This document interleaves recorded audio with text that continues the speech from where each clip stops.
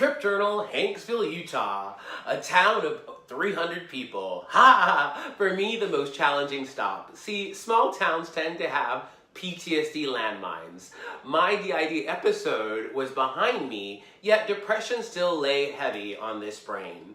What I have come to know as Utah's special brand of kindness ensured my depression would not drown me. This week, that experience. To view the full vlog, feel free to visit my website, arielanatole.com, by clicking on the link in my bio. Next chapter, comfort food.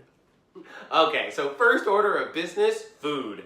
Depressed, I seek comfort food. Only one restaurant open due to, it being off season. Lucky for me, they had just what this spirit needed. After an oversized milkshake, spirits were well lifted.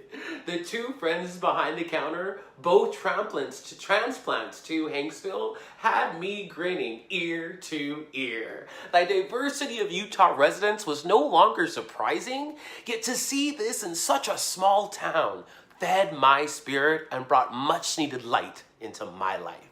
Next chapter, Hanksville Inn. No access to an affordable Airbnb, off season after all, chose to spend the night in an inn named after the town. Hanksville Inn was a pleasant stop. Clean room, well heated, enjoyed the staff, continental breakfast, found me well fed. What was supposed to be just a bed to lay my head became a healing experience. My host so pleasant that only smiles were appropriate. Small business pride is vivacious in Hanksville, Utah. Next chapter, morning walk. With a great night's sleep, I woke to a stunning sunrise. Armed with a decent cup of coffee and a full stomach, decided to take a walking tour of the one-strip mall downtown. Eerily reminiscent of the town attached to most of my childhood abuse. Yet, Utah continued to be a place of healing. Those I ran into and spoke with that morning were all warm and welcoming. Instead of feeling like a stranger, finding myself feeling like part of the community, even though I was just a tourist. Next chapter, disconnected. Escaping depression is not an easy task. Focusing on the positive can only bring me so far. Pulling out of Hanksville found me on the path to healing, yet still low. This portion of the trip on rural roads found myself disconnected from drama. Little to no self-service allowed me to unhook from the outside world. Surrounded by stunning landscapes, I found many spots to stop and meditate, determined to take in every moment of joy and awe. A slow and steady recharge of this spirit, facilitated by Mother Nature herself. Next chapter, Capitol Reef.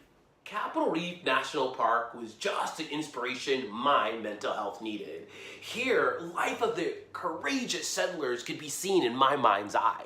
Very real challenges of creating a home in such a harsh environment. The awe-inspiring notion that humans indeed tamed this savage land, inspiring me to leave my depression behind and embrace the path ahead of me, as those long ago settlers must have done, reminding myself how blessed this life of mine actually is. How easy existence is today. Next chapter, inspiration.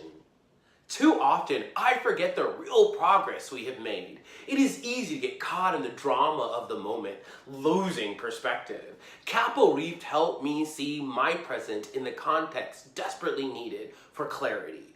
More work was needed. In fact, the memory of those settlers spurred me to push forward, to tackle obstacles I perceive as insurmountable. Truth flowing through these veins is the same blood, strength, patience, and persistence that flowed through theirs. Now isn't the time to give up. Instead, I must refocus and pick challenges that remind me that I am indeed alive and a citizen of this beautiful world. Thanks for watching, everyone. Continue to be awesome.